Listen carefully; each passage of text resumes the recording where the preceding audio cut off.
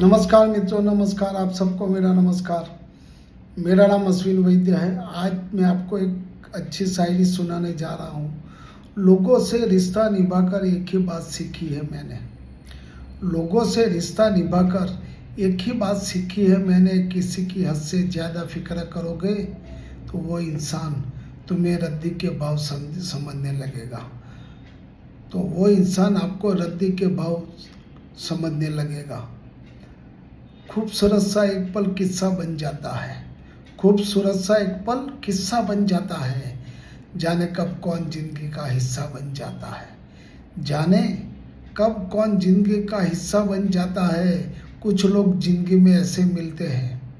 कुछ लोग जिंदगी में हमें ऐसे मिलते हैं जिनसे कभी ना टूटने वाला रिश्ता बन जाता है।